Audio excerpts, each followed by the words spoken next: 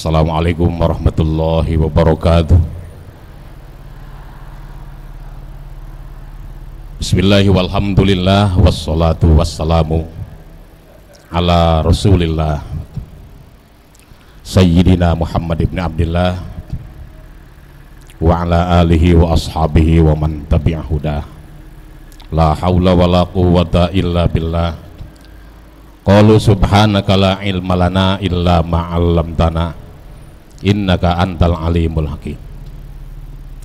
Al-Fatihah ta'ala niyatil qabul wa tamami kulli sulin wa ma'mul wa ala salahi sya'an zahiran wa batinan wa annallahu al-karim yaftahu alaina futuhal arifin wa yubaqihuna biddin wa yarzuquna kamalal ikhlas wal yaqin wa ala niyatin annallaha yakbiru dhunubana wa dhunuba abaina wa masyayikhina wa man ahsana ilaina ila hadratis sayyidina rasul Muhammadin sallallahu alaihi wasallam wa ala alihi wa ashabihil kiram thumma ila ruhi muallifi hadzal kitabi wa muallimina al-fatihah. A'udzu billahi minasy syaithanir rajim. Bismillahirrahmanirrahim. Alhamdulillahi rabbil alamin ar-rahmanir rahim maliki yaumiddin iyyaka na'budu wa iyyaka nasta'in ihdinas siratal mustaqim siratal ladzina an'amta 'alaihim ghairil maghdubi 'alaihim waladdallin. Amin. Dicari Bu, dicari coba. Halaman berapa ini? Saya lupa nih.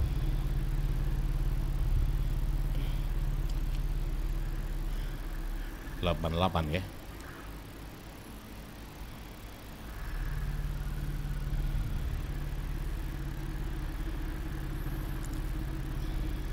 Coba 90 ya. Nurusin di ceritanya nih. Nurusin hadis. Wa bis sanadil muttasili ilal imamil muallifi rahimahullahu ta'ala wa adaman naf'a bihi wa bi barakati ulumihi fid dharaini amin. Qala wa ayyu mamra'atin, dua baris dari bawah ya. Wa ayyu mamra'atin asad zaujaha fa 'alaiha la'natullahi wal malaikati wan nasi ajmain. Ibu rahimakumullah, bapak-bapak hadirin, kita bersyukur kepada Allah Subhanahu wa ta'ala bahwa di bulan puasa ini kita masih sempat ngaji. Di tempat lain kan dulunya sebelum puasa ditutup-tutupin tuh penutupan ngaji. Kita tetap berjalan dan buktinya memang nggak ada halangan, nggak ada apa-apa ya. Bisa berjalan seperti biasa aja ya. Alhamdulillah. Itu dari lantaran bahwa Allah senantiasa mempertahankan apa yang kita sebut taufik dalam diri kita ya. Melakukan kebaikan itu bukan persoalan seseorang ada waktu atau tidak ya, lebih kepada taufik yang Allah berikan pada kita. Kalau ada taufik, yang merasa nggak punya waktu juga dia nyari waktu, yang merasa nggak sempat juga dia mencari kesempatan. Yang nggak ada taufik ya, tapi yang gak ada taufik biar kata punya waktu juga ya merasa nggak punya waktu ya. Kesempatan terbuka luas pun merasa tidak punya kesempatan. Jadi bersyukurlah orang-orang yang selalu dimudahkan untuk selalu melakukan kebaikan, sebab buktinya berarti taufiknya tetap ada dalam dirinya ya. Kajian kita sampai pada nerusin hadis dari seminggu yang lalu. Masih ingat yang lalu? Soal burung, ingat burung? Soal burung ingat ya? Ya. Perempuan atau istri kalau dia taat pada suaminya, burung aja mintain pengampunan. Ikan, para malaikat, ya kan? Dan lain-lain termasuk matahari dan bulan. Nah, ini terusannya nih. Wa ayyuma imra'atin asad zaujaha. Manakala ada seorang perempuan yang membangkang atau durhaka, asot tu asok dari maksiat gitu. Ada istilah maksiat ya, aso ya si isyan, maksiyah dari aso. Manakala ada seorang perempuan yang durhaka, kepada siapa nih durhaka? Zaujaha, kepada suaminya, kepada suaminya. Dalam bentuk apa aja? Dalam bentuk apa aja ya? Umum lah ya. Apakah dalam bentuk membangkang terhadap perintah atau tidak menaati sesuatu yang sudah jadi kesepakatan dan lain-lain, atau melanggar aturan agama. Bila mana itu terjadi, fa'alaiha la'natullah, maka bagi perempuan itu, bagi seorang istri tadi, akan memperoleh laknat Allah. Laknat apa? Laknat apa?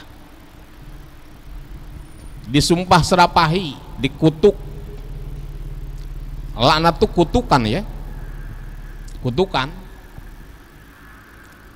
dikutuk sama Allah Ta'ala.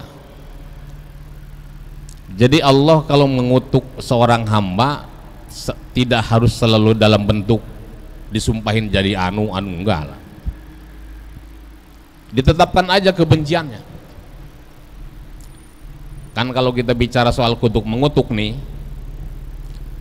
suka terbayang tuh cerita-cerita legenda-legenda masa lalu, ya kan? Malin kundang dikutuk jadi batu sama emaknya. Itu laknat tuh kayak gitu ya. La'anaha ummuha, ibunya telah melaknatinya, gitu, dikutuk tuh. Itu ukuran sesama manusia ibu loh ya, yang bukan sebagai Tuhan ya, bukan nabi-nabi acan. Kalau Allah sudah berkehendak, terbukti dia. Andai kata itu benar, ya munasabah, pantas lah ya. Ya soal benar apa kagak, saya juga nggak tahu itu dongeng itu tuh siapa? Malin Gundang, ya, tahu benar tahu kagak. Andai kata benar, cukup menjadi pelajaran besar buat kita, seorang ibu. Ini Allah yang untuknya. Tentu nilainya, tingkatannya lebih dari kutukan yang lain. Siapa lagi yang mengutuk? Wal malaikati, dan para malaikat. Malaikat banyak banget ibu. Malaikat itu jumlahnya tidak ada yang tahu kecuali Allah Ta'ala. Malaikat itu tidak berjenis kelamin, jadi dia tidak bisa disebutkan sebagai laki-laki, tidak pula sebagai perempuan. Tidak berjenis kelamin. Malaikat juga nggak punya nafsu, nggak punya nafsu. Kalau malaikat punya nafsu, dicolongin bini-bini orang kagak kelihatan, orang dianya kagak kelihatan, ya kan? Bersaing dengan manusia bakalnya kalau punya nafsu dia. Ada yang segala pengen nyalon lurah, malaikat kalau punya nafsu loh. Kalau punya nafsu kan berarti punya banyak keinginan nih. Seperti halnya manusia punya nafsu, punya banyak keinginan ya. Ada yang jadi pejabat, Ada yang jadi ini, ada yang jadi itu, ujung-ujungnya satu sebenarnya, pengen jadi orang kaya, udah gitu aja, iya kan? Coba kalau kita bersaing dengan malaikat, kemudian terjadi persaingan yang tidak sehat, perang dah kita sama malaikat, menangan mana coba? Menangan dia kagak kelihatan. Jadi malaikat itu tidak punya nafsu, ya. Jadi Allah menciptakan makhluk malaikat itu bersifat monoton. Apa monoton ya, ngejelasinnya ya. Pokoknya dia tidak punya daya buat merubah, melakukan perubahan dan sebagainya. Tidak punya kekuasaan, kemampuan buat melakukan langkah-langkah strategis buat memajukan dirinya, nggak ada. Iya, nggak ada. Pokoknya begitu aja udah, nggak berubah-ubah. Imannya juga nggak rubah-rubah loh ya. La yajidu wala yankusu, kagak nambah, kagak kurang. Malaikat tuh. Kalau iman kita kan yajidu wayan kusu, kadang-kadang nambah iman, kadang-kadang kurang. Ini kalau lagi begini nih, iman lagi pada nambah. Kalau kemudian pulang tiba-tiba gedek sama laki, nah kurang tuh iman, turun lagi turun. Laki gue gini hari bulan ngasih duit, iya kan? Turun lagi imannya. Kalau malaikat enggak, ya. Kalau para nabi dan rasul selalu bertambah, selalu meningkat imannya. Jadi kalau kita manusia biasa bertambah dan berkurang, kalau malaikat kagak nambah kagak kurang, kalau kalangan para nabi dan rasul selalu bertambah imannya. Itu malaikat sebanyak itu, sebegitu banyaknya sampai tidak ada satupun orang yang tahu jumlahnya kecuali Allah, digiring oleh Allah buat mengutuk seorang perempuan, melaknati seorang perempuan yang kalau dia durhaka kepada suaminya. Nih di bulan puasa jangan banyak maido. Maido tahu? Ya. Ya kita juga orang laki Pak, jangan banyak maido yang perempuan ya. Kagak mateng tuh kolak kalau nggak ada perempuan. Iya kan? Memang kita laki-laki bisa apa urusan begituan. Nah, saling dah ya, saling menghargai, saling menyayangi, saling memberikan apresiasi atas tugas masing-masing. Bahkan bagusnya saling menutupi kesalahan dan memaklumi kekurangan,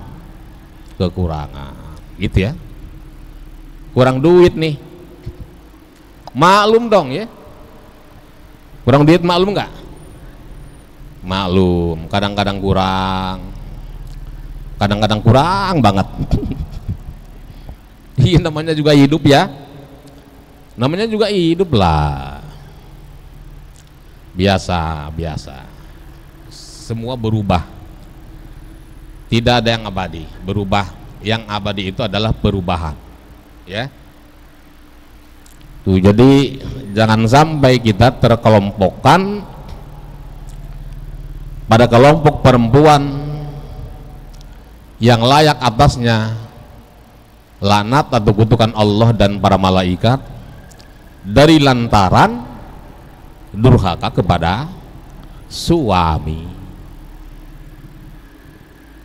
Gitu ya. Wan nasi ajmain, dilaknat juga oleh semua manusia yang hidup nih, entah mukmin, entah kafir, entah di mana saja, selama itu manusia yang hidup saat ini, saat berbarengan dengan kedurhakaan seorang perempuan pada suaminya itu, semua melaknatinya. Saya belum pernah ngelaknatin orang deh, gitu misal ya. Hukum pelaknatan itu ditimpakan kepada perempuan. Ya kalau diumumin sama Allah dari langit, "Oi, bulan semua manusia, denger nih. Ada perempuan nih di kelurahan anu durhaka sama suaminya. Ayo laknat semua." Pernah denger nggak? Enggak ya? Enggak. Tapi maksudnya adalah bahwa dia akan memperoleh laknat sebanyak jumlah manusia yang hidup. Gitu. Ini sekarang manusia berapa? 10 miliar, Bu. Penduduk dunia 10 miliar. Kata yang ngitung sih. Iya, ada loh rajin orang ngitung ya. Apa-apa dihitung sama orang. Nih Bu, jangankan orang, manusia yang memang ketahuan ada sensusnya ya. Kita nanya penduduk RT aja ke Dawis tahu loh, ya kan? Apalagi soal penduduk dunia tahu. Manusia berkedip, nih ngedip. Berapa ibu setiap hari rata-rata berkedip? 17.000 kali. Manusia setiap hari rata-rata berkedip 17.000 kali. Hah? Kena tidur ya? Ini kalau puasa berkurang katanya karena diambil tidur ya. Emang ibu tahu kalau lagi tidur kagak ngedip-ngedip? Kali tidur juga ngedip-ngedip. Ntar tidur ya. Bilang sama anak kita, suruh ngerekam tidur kita nih, suruh videoin, ngedip apa kagak ya. Manusia berkedip rata-rata nih setiap hari 17.000 kali. Ada yang ngitung ya, ada aja orang yang rajin ngitung gitu. Apa perlunya nih dihitung-hitung kayak gini? Ngedip itu nikmat. Ngedip itu nikmat. Walaupun tidak ada dokter spesialis ngedip, nggak ada ya, ngobatin orang biar bisa berkedip, nggak ada. Tapi yang pasti ngedip itu nikmat. Coba kita tahan-tahanan dah, kuat-kuatan jangan ngedip. Keluar air mata ya. Satu kali kedipan nikmat satu. Kalau itu nikmat harus dibalas dengan cara bersyukur yang paling sederhana. Cara syukur yang paling sederhana apa? Baca alhamdulillah 1 kali. Berarti kita harus mengucapkannya sebanyak 17.000 kali tiap hari untuk hanya satu model nikmat bernama ngedip.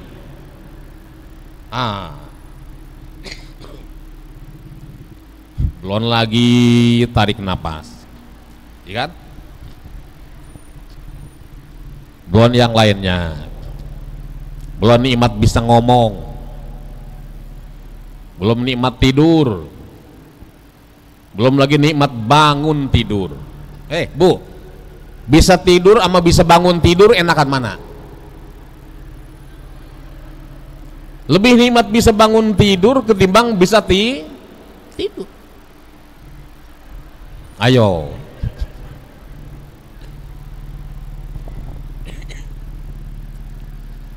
Kalau kita nggak bisa tidur, minum lelap. Berapa duit satunya? Ya paling berapa duit lelap? Minum 1 butir lelap tidur. Tapi kalau nggak bisa bangun tidur, minum apa ini? Harus dihubungi pengurus masjid buat menyampaikan innalillahi wa inna ilaihi rajiun. Si fulan tidur kagak bangun lagi. Ayo. Jadi ini kita semua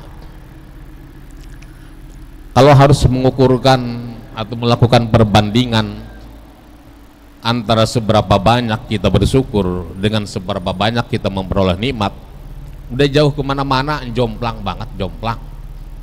Ya, belum lagi ditambah dengan kita melakukan kekeliruan, kesalahan, dosa dan lain-lain. Bil khusus kepada yang lagi kita bahas nih, ya kalau istri ke suami, kalau suami ke istri, ya sama juga, suami juga ada dosanya ke istri. Enggak mentang-mentang suami serba boleh, enggak lah ya. Tidak ada konsep serba boleh dalam agama. Ya, tidak ada konsep serba boleh. Yang ada adalah serba diatur. Jadi apa yang boleh adalah apa yang diperbolehkan oleh agama, apa yang tidak boleh adalah apa yang dilarang. Itu serba diatur namanya. Jadi jangan menganut prinsip hidup serba boleh, ya, serba boleh. Jadi kalau urutan kaitan dengan syukur kita masih kurang, Bu, masih kurang, nggak sebanding dengan banyaknya nikmat. Tapi memang tuntutan Allah tidak di atas kemampuan manusia, asal ibadah aja kalian, gitu kira-kira. Waktu per waktu, selain sebagai menunaikan kewajiban, udah dianggap mensyukuri nikmat, gitu loh. Ini sholat, misal sholat, ngaji, kan ibadah tuh, itu perintah Allah ya.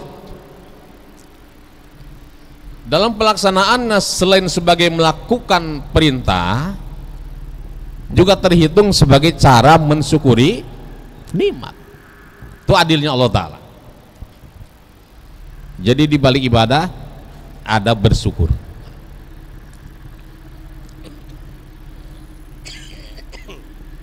Bersyukur pada Allah Subhanahu wa taala. Ya. Wa qala Ali bin Abi Thalib radhiyallahu anhu,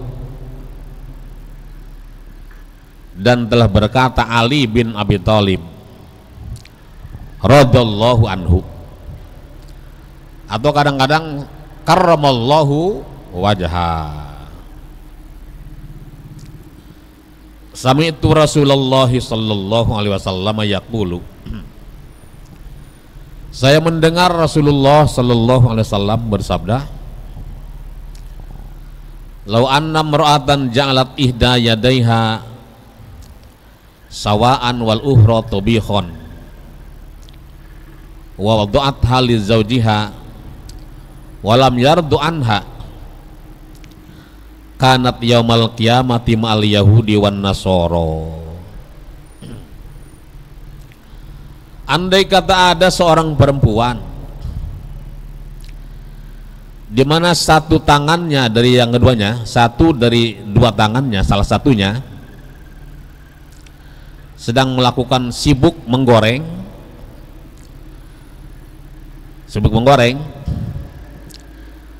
tangan yang satu lagi bikin makanan. Jadi tuh tangan kagak ada istirahatnya perempuan. Yang satu ngegorengin, yang satu bikin makanan. Gambaran tentang sebegitu sibuknya perempuan.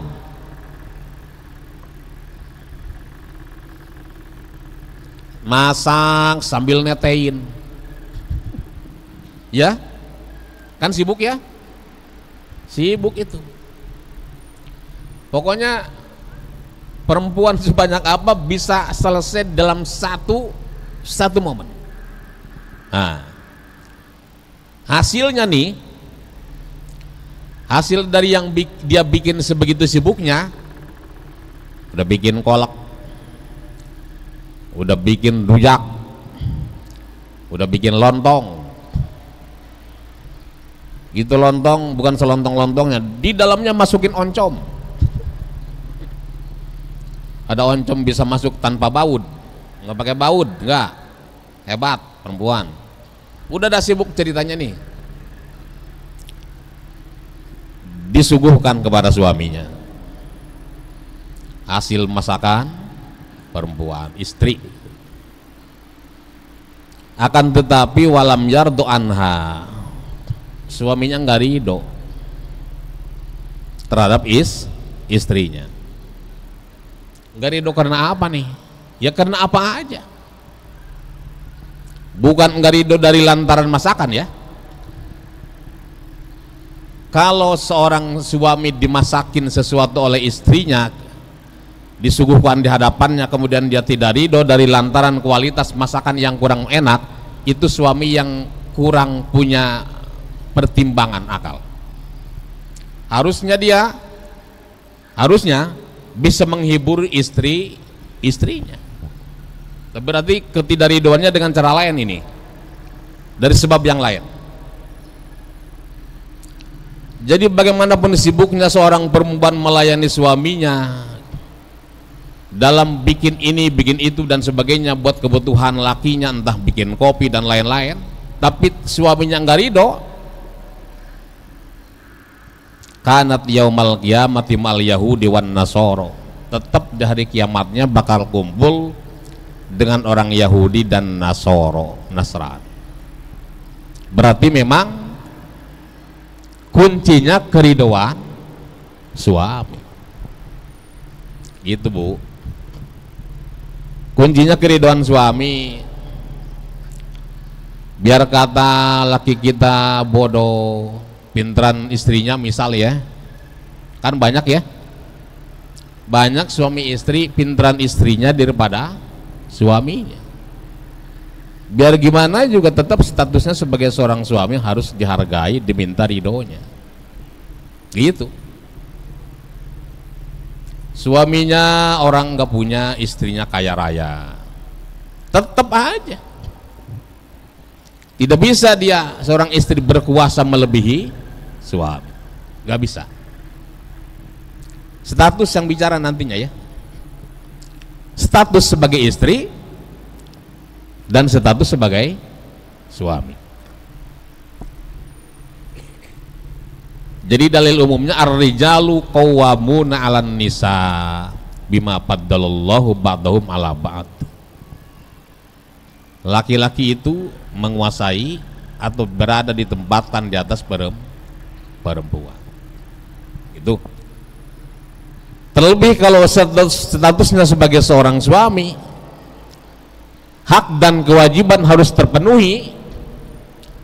Bukan cuma terpenuhi, tapi harus menyenangkan rasa dan hatinya. Itu luar biasa tugasnya ya. Tugas seorang Nah, dari lantaran luar biasa itu, nanti Allah juga menjanjikan hal yang besar buat para istri. Dan dalam kehidupan rumah tangganya juga sudah dibuktikan yang menjadi bagian dari aturan agama, di mana seorang istri tidak dituntut untuk mencari nafkah, nggak wajib. Seorang istri tidak wajib cari nafkah. Kalau saya nyari boleh, kalau suaminya ngizinin, iya kan? Bahkan kalau kemudian nyarinya itu dianggap sebagai ngebantu suami, bukankah itu sebagai ibadah? Ibadah, asal suami nyari ridho. Jadi kuncinya ridho dah. Apalagi zaman sekarang orang nggak bisa ngelarang-larang seperempuan buat jadi apa. Ada istilah emansipasi wanita, ada lagunya lagi. Saya lagi lagi serak, jadi nggak nyanyi. Panggilan nyanyi juga saya tolak-tolakin nih panggilan nyanyi. Ya, emansipasi wanita nggak bisa dihalang-halangin sekarang. Ya nggak apa-apa kalau memang harus begitu, tapi tolong camkan bahwa semua itu harus berangkat di atas keridhoan seorang suami, supaya Allah ridho nantinya, maksudnya gitu ya, supaya Allah ridho. Bu, Aisyah ya, Siti Aisyah yang kita sudah bilang Siti Aisyah ya, Aisyah radhiyallahu anha, siapa coba? Ya, salah seorang istri Rasulullah Sallallahu Alaihi Wasallam. Siapa bapaknya? Ayo, bapaknya Aisyah siapa? Abu Bakar Siddiq radhiyallahu anhu. sepeninggal Nabi, artinya setelah dia menjadi janda dari Rasulullah Sallallahu Alaihi Wasallam, ikut terlibat dalam sebuah peperangan di zaman Sayyidina Ali karramallahu wajhah. Aisyah mimpin perang. Jadi dulu pernah terjadi peperangan antara Ali dengan Muawiyah bin Abi Sufyan. Perang Jamal namanya. Itu perang Jamal disebut perang Jamal karena Aisyah sebagai salah satu tokoh terkemuka mengendarai unta dalam perang itu.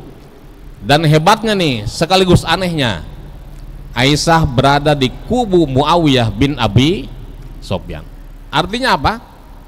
Buat ngalang-ngalangin perempuan ikut ini ikut itu udah kagak bisa. Buktinya Aisyah ikut andil dalam sebuah peperangan besar. Nah itu loh. Ya. Jadi perempuan mau jadi apa kek? Yang penting suaminya ridho dan bener gitu. Ya. Ridho dan bener. Kuncinya ridho doang. Tapi sekali lagi yang sering saya sampaikan, ukurannya ukuran bener ya. Jangan mengukur pada ukuran-ukuran yang salah. Dari lantaran banyak seorang suami yang merestui profesi istrinya bergelimang dengan dosa. Gitu. Hati ya. Wa qala Abdullah bin Mas'udin radhiyallahu anhu, dan telah berkata Abdullah bin Mas'ud. Ini yang disebut Ibnu Mas'ud radhiyallahu anhu. Sami'tu Rasulullah sallallahu alaihi wasallam yaqulu, saya dengar Rasul bersabda, ayyuma imra'atin da'aha zawjuha ila firasihi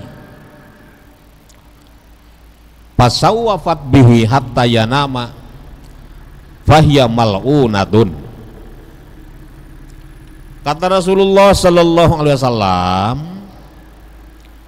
siapa saja nih perempuan, istri maksudnya,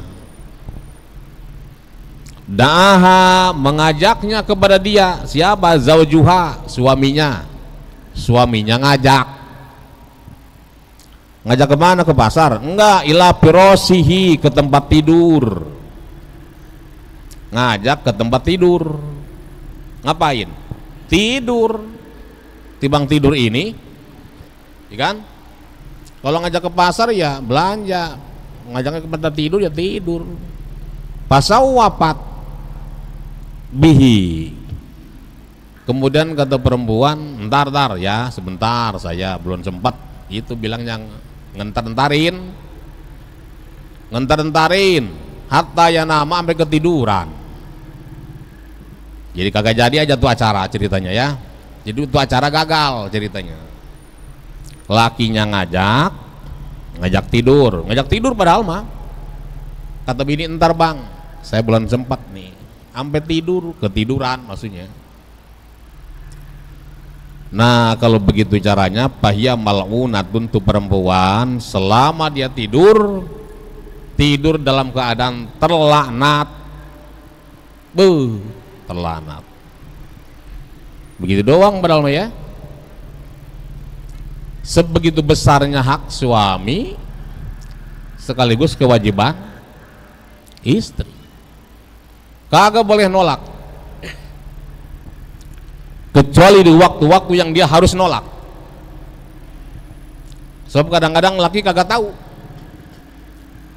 gitu ya, lagi lampu merah bang gitu, nah itu harus nolak karena haram hukumnya ya. Nah itu haram. Di luar itu, dalam keadaan bagaimanapun dia harus bersedia menyediakan dirinya untuk suaminya. Mana capek gue gitu ya, nggak tahu ya, emang capek. Gitu. Jadi biar kecapi juga barangkali ya. Tapi kan agama tuh diukur ya, diukur. Bagaimanapun adanya, kalau tidak dibayangkan kok serem amat sih. Memang kemampuan manusia untuk melakukan itu seberapa hebat sih, ya kan?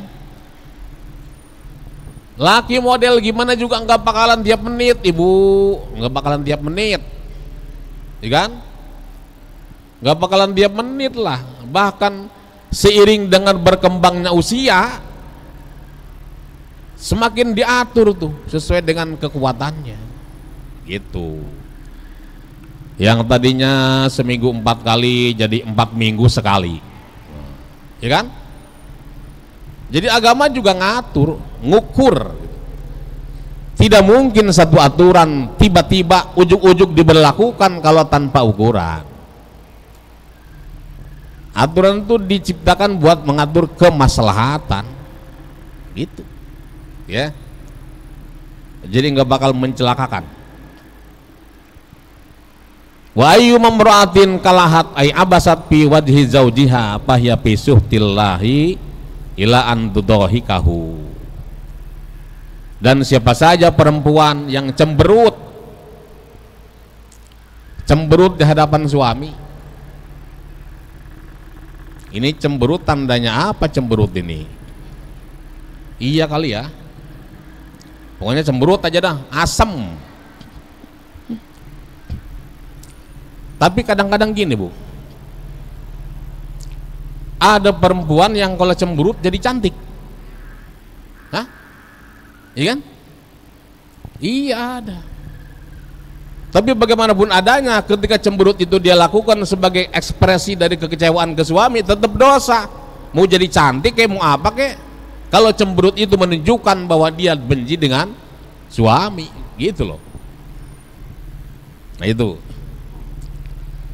Jadi di hadapan suami harus bermanis muka. Bermanis muka dengan cara tersenyum. Tapi jangan senyum-senyum terus gitu.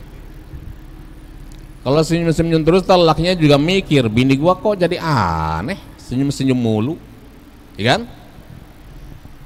Ya pokoknya jangan memperlihatkan muka masam di hadapan suami, yang dari lantaran itu nanti lakinya berpikir, ini gue salah apa, gitu loh.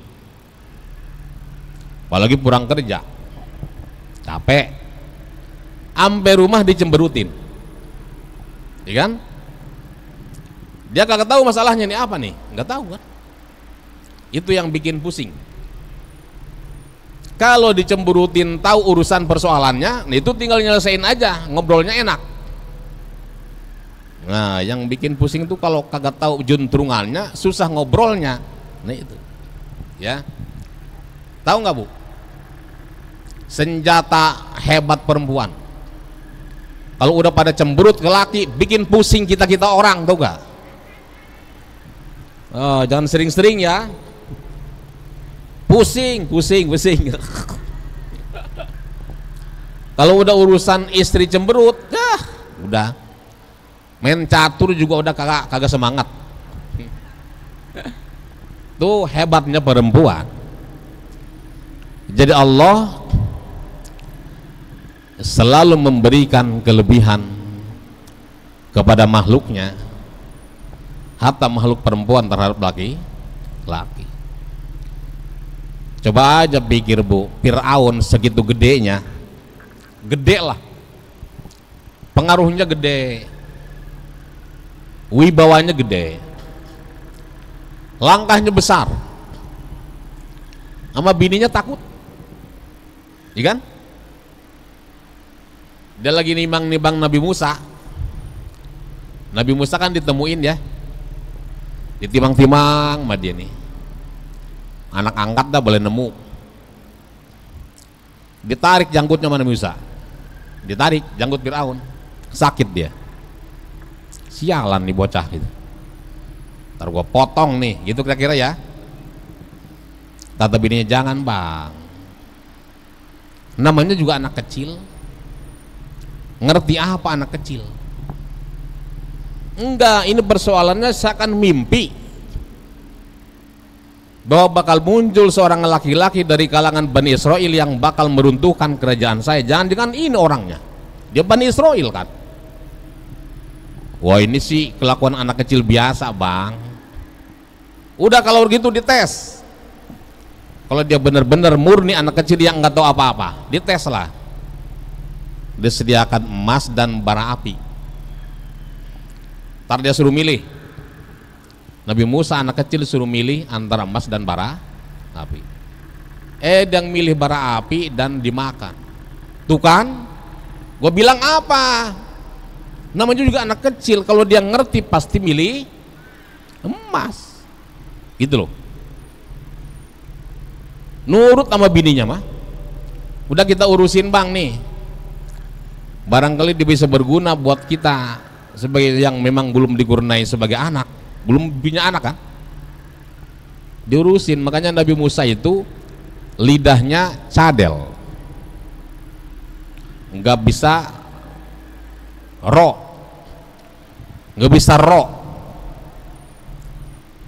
Makanya waktu Allah utus untuk datang ke Nabi Musa, ke Fir'aun, dia ngusul sama Allah. Ya Allah, tolong saya didampingi dengan saudara saya bernama Harun. Nabi Harun. Buat apa? Hitung-hitung sebagai yang meluruskan kata-kata saya di hadapan Fir'aun, karena saya ini terkendala bicara dengan bahasa yang fasih, gitu ya. Makanya terkenal doa Nabi Musa, Rabbis rohli sodri wa yassirli amri wahlul uqdatan mil lisani yafqahu qauli. Kata tetangga saya, itu doa cadel Pak Ustadz. Maksudnya doa buat ngilangin cadel? Ya nggak tahu sih. Pokoknya mah jadi lancar ngomong dah Nabi Musa tuh di hadapan Fir'aun. Ya. Tuh. Fir'aun segitu gedenya. Sama bininya namanya Asia. Takut loh. Apalagi saya sama ibu-ibu. Takut. Gitu ya. Itu Fir'aun, Bu. 40 tahun disembah. 40 tahun lamanya disembah oleh rakyat Mesir. Luar biasa ya. Namanya Walid bin Mas'ab. Kalau nama dalam versi sejarah dunia itu namanya Ramses II. Fir'aun kan julukan bagi raja Mesir. Dia juga punya nama, namanya Ramses II atau Walid bin Mas'ab. Sekali makan sapi sebelah seharinya. Dia sekali makan sapi sebelah, jadi itu sapi satu buat 2 kali makan. Tahu nggak Bu, beraknya 40 hari sekali. Ya namanya juga zaman dulu aja ada ceritanya dalam tafsir. Berak 40 hari sekali. Gak usah bikin WC kali ya. Atau sungai Nil keruh tuh. Keruh sungai Nil dengan berak Fir'aun. Itu artinya kembali ke persoalan, Allah menitipkan sesuatu rahasia pada seorang istri pada hal-hal tertentu di mana suami menjadi berlunak-lunak di hadapan mereka. Bukan tunduk, berlunak-lunak. Dan itu bagian dari anugerah yang Allah berikan kepada pasangan suami istri. Kalau seorang suami tidak diberikan kondisi kelunakan model begitu, waduh bahaya. Ya, bahaya. Maka saya bilang perempuan kalau udah cemberut di depan laki, itulah satu-satunya yang bikin laki pada pusing. Makanya dia mendingan mancing. Mancing dah gua. Gitu. Mau dapat ke mau kagak. Iya kan? Kalau yang buat duit mancingnya supaya sohor pulang ke rumah dia beli. Boleh mancing nih, pada boleh beli. Kalau mancing yang bokeh-bokeh mah tinggal ngabisin kopi doang. Tuh, jadi jangan juga sekali-kali, jangan juga selalu menyalahkan seorang laki-laki yang kalau terkesan akhir-akhir ini menghindar buat berlama-lama di rumah ya. Laki gua akhir-akhir ini kan kok kayaknya sering jarang banget di rumah deh. Hati-hati ya, hati-hati. Bagaimanapun adanya ini adalah ajaran agama yang harus menjadi bagian dari perhatian baik seorang suami maupun seorang istri, dan tidak semata-mata diberlakukan kecuali bahwa ini semua sudah menjadi ukuran bahwa baik suami maupun istri mesti mampu menjadi bagian dari pelakunya. Kan bagaimanapun ini ibadah ya. Ya gimana Pak Ustadz kalau kita ramah di hadapan laki pura-pura doang, pura-pura ramah nih, pura-pura ramah padahal gedek banget, gedek gue padahal nih cuman pura-pura ramah aja, itu bagus Bu, namanya idkhalus surur, memasukkan rasa gembira ke hati seorang suami, seperti halnya suami idkhalus surur pada istrinya. Masakan begitu macam rasanya ya, tapi pura-pura enak aja padahal kagak enak, itu pahalanya luar biasa ya. Makanya dalam bab bohong itu dosa ya, haram ya, kecuali bohong seorang suami pada istrinya buat nyenengin hatinya, termasuk bohong seorang istri pada suami buat nyenengin hatinya. Ujuk-ujuk dibeliin baju ke pasar, pasar apa no? Iya, bilang kagak apa kagak, cuman dikira-kira aja ukurannya nih, sampai nih baju nih buat lebaran ya, lah baju begini, kata laki, dan kalau bininya di hati kagak cocok dia kali ya, pura-pura cocok aja kali ya. Bu bang, luar biasa abang doang nih, orang mau mana ada beliin baju kagak bilang itu, abang doang kagak bilang-bilang juga beliin misalnya, buat nyenengin hati dia, itu udah ibadah luar biasa.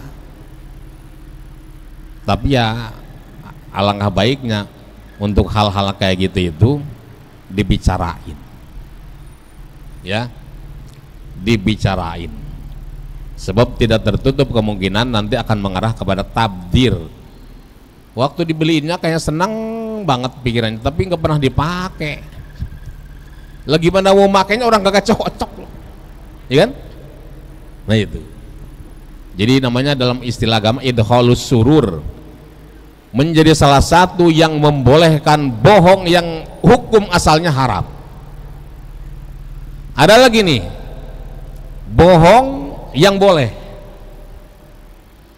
adalah kebohongan yang dilakukan oleh seseorang terkait dengan nasib kecelakaan orang lain. Misal gini,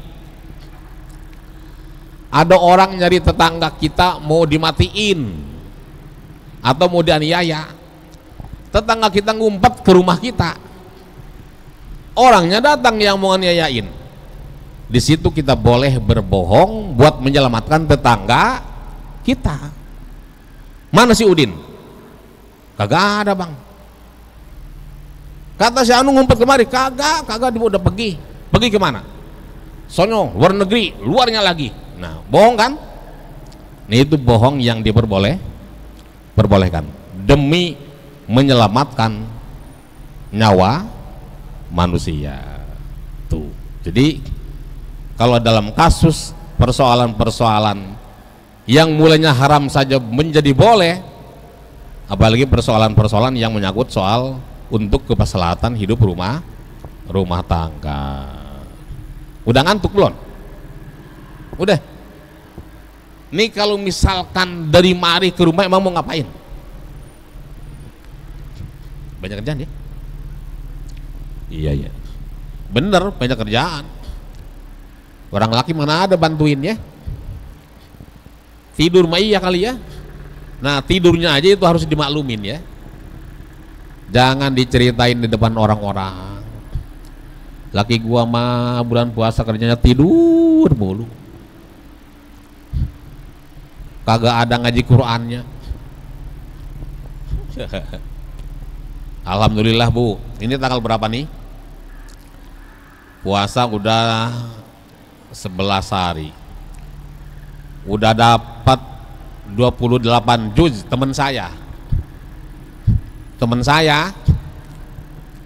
bukan teman saya masuk puasa yang hari ke-11 udah dapat 28 juz. Dapat berapa nih? Hah? Berapa aja bebas. Saya mah Ustadz nggak bisa yang tengah-tengahnya, mah bisanya yang juz amma doang. Bagus. Itu yang hebat juga buat sholat kita ya. Emang kita kalau sholat bacanya Al-Baqarah? Jarang.